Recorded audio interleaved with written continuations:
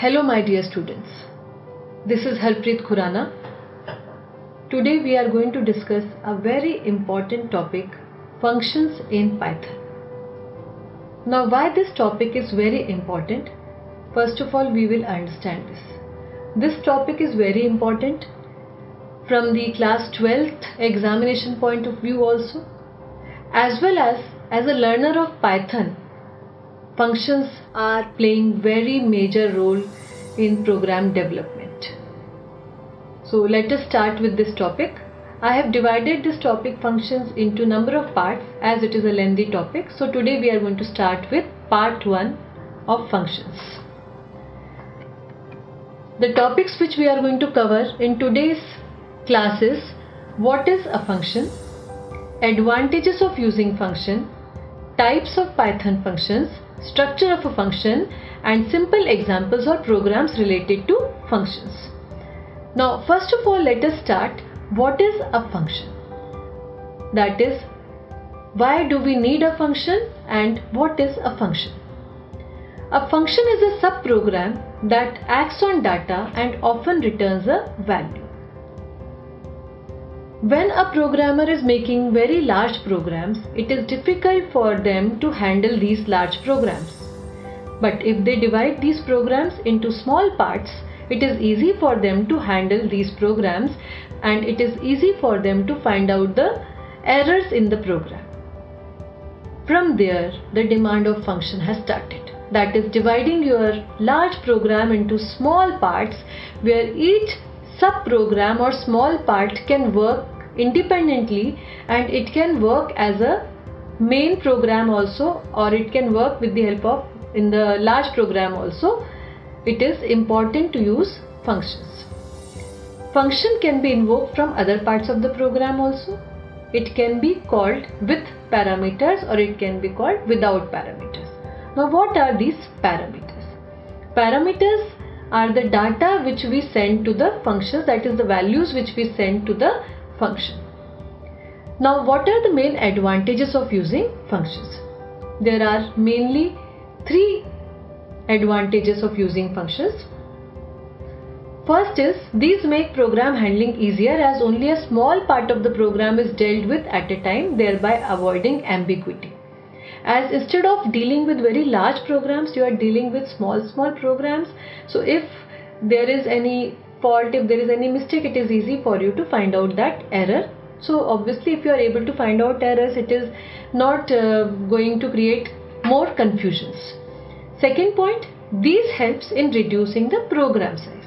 So when you divide program into small parts, obviously the program size will be also reduced. Thirdly, it makes your programs more readable and understandable to a programmer. So when programs are more readable and understandable, the program management can be much easier. Along with these 3 points, we have the 4th point also, which is code reusability. That is, once if you have made a program using function, so this function can be used in different programs as per the need. So these were the few advantages. That is why we need functions in a program. Now Python function types. There are mainly 3 types of functions found in Python. First is built-in functions, second is user-defined functions, third is functions defined in modules. Built-in functions are those functions which are coming along with the Python software, like functions like print, input, int, len, and there are many more functions which are built-in functions. You can use them directly in the program. The second type of functions are known as user-defined functions. User-defined functions are those functions which we define according to our own needs or requirements. That is, these functions are not available in the libraries or modules of the Python. So we can create our own functions. The third type of functions are the functions which are defined in the modules. So these are the functions which are predefined functions and they are present in the particular modules. We have read one important module known as math module. You can use this math module by import command. So you write import math and whatever are the functions available in this math module like sine, cos, tan, sqrt, pow, all these you can use. So there are three main important type of functions: built-in functions, user-defined functions, and functions which are defined in the modules. Before understanding the examples of these types of functions, we are going to understand the structure of a function. That is, how do we define a function and how do we call a function. To define a function, we start with the keyword def, which stands for define, followed by the name of the function, followed by the parameters which are optional. Now this identifies the body of the function, that is what this function has to do, what task it has to perform. Body in the functions of Python is always indented, that is you have to apply proper spacings while defining the functions. To call a function, we simply give the name of the function followed by the parenthesis. If you have any parameters, you can pass the parameters or the values. If you do not have a parameters, you can skip these parameters. Now there are examples which are related to functions without parameters and with parameters. Let us first see the function which is without parameter. We have a function here, greeting. You can see the name of the function is greeting. We are defining it by using a keyword def, followed by, after greeting, a parenthesis followed by a colon symbol, which is mandatory to be given. Inside this we are writing the definition of the function, so it is simply printing the message welcome. Now again we have another function with parameters. So we have a function named as sum. We are passing two parameters to this. So this def is the keyword, sum is the name of the function, x and y are the parameters, and this full line def sum xy is known as the function header. And these two statements comprises of the body of the function, which are indented as you can see. So this here we are defining a function known as sum by passing the parameters. Now here we have one example how to define functions in the Spyder IDLE. So here we are using Spyder with Python 3.7. So here we have defined the function add in the editor window of Spyder. So we have defined the function add by using two variables a and b. So a will get the value 10, b will get the value 20. And we are printing the sum, that is sum is equal to a plus b, that is 10 plus 20, 30. This is my definition of the function. That is my sub-program. Now below this you can see there is one small line where we are only writing the name of this function which we have defined, that is add. As soon as this line is encountered, searching of this function's definition will take place. The definition is available, so it is going to calculate the sum of a and b, which is 30. So when you run this program by pressing F5 key in the Python console, in the IPython console, you will get the output as sum is equal to 30. This is how we get the output of this program. Now let us switch over to Spyder IDLE. Now here we are on the screen of Spyder with Python 3.7 version, as all of you can see. This screen has got a menu. It is a menu bar followed by the toolbars which we may be using at number of times. Now here you can see I have an editor window, and on the right hand side I have the console window. Now in the editor window we will start typing the first program of Python. So I am going to type a very first program, which is by using define keyword, that is def keyword we will be using. So I am defining a simple function known as print underscore msg, and I will print a message in this: welcome to Python. So we have printed a message welcome to Python using print command. So here is my function definition. Now here I am going to call my function print underscore msg. So this is my main program, print underscore msg, and this is my sub program, which is the definition of the function print msg. You can run this program either by using this run file button, or you can press F5. So as soon as you press F5 key from your keyboard, you will see welcome to Python is coming in the output window. That means our program is running successfully. Now let us see another program. So we have another program, sum. That is, how do we define a function for summation of two numbers. In the previous example also we have seen sums, how to define sum. So we have defined a function known as sum by assigning 10 to variable a, 20 to variable b, and we are printing addition of two numbers is equal to a plus b, that is 10 plus 20 as 30. And here we are calling the function sum. You can run this program by pressing F5 key. Here the output is addition of two numbers is equal to 30. Same way we can now pass parameters to this function. How we can pass? We can simply write here, suppose there are two parameters x and y. When you are passing the parameters, in that case you need not use the variables inside this function. So you can remove these variables and you can simply give the print command, and instead of a and b, as here now the variables are what? X and y. So we will be using here x plus y. So x plus y, and then instead of this sum without parameter, we have to give here two values. Suppose my two values here are 12 and 13. Now we can run this program. So as soon as we run this program, we are getting answer as addition of two numbers is equal to 25. So what it has done? Addition of two numbers. So we have passed. So this 12 has been passed to x, 13 is passed to y. So 12 plus 13 is 25. This is how we get the output of this program. Now let us see third example using the sum function only we are going to do. Now instead of passing here direct values, we are going to input the values for the variables. So suppose my first variable is a, I am going to input the value. So you can see here, enter first number, then same way b is equal to int input, enter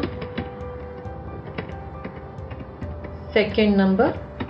This is how do we input the values in the variable a and b, and we are converting the text values to integer by using the inbuilt function int.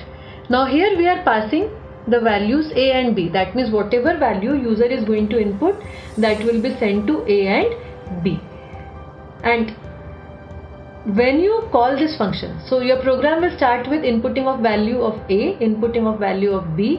As soon as this call is encountered, a is suppose 10, b is suppose 20. So a's value will be passed to x, b's value will be passed to y. So 10 and 20, and addition of two numbers you will get as 30. This is just for an example. Let us run this program. So enter first number. Suppose my first number is 20. Press an enter key, enter the second number. Suppose it is 30. So we are getting addition of two numbers as 50. That is, this function is running on the basis of inputs taken by the user. This is how we can run the programs, by inputting the values from user. Now in the same program we are going to make few changes. That is, instead of printing the values, we have a return statement. Return statement helps us to return a value from the function. So I want to return x plus y, that is whatever is the sum. That same task we are going to do, but now by using return statement. So whenever you return any value from the function, it is always to be stored in some variable if you are not directly using it inside the print command. So suppose I am using here c is equal to. So now as soon as some function will be encountered, its x and y will be added, and whatever is the value which you get after addition will be stored in the variable c. Now what we have to do? We have to print this value of c. So sum is equal to, then the value is in variable c, so you can type here c. Now this becomes your main program and this remains your sum, the function. Now let us run this. Enter first number, suppose it is 2, enter second number, it is 4. So you are getting sum is equal to 6. This is how we use functions by returning the values.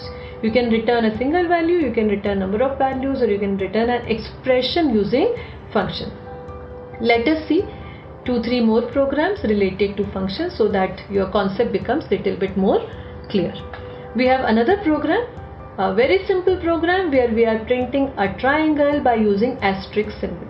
So we have defined a function known as triangle and we are giving 4 print commands, and here we are calling the function triangle.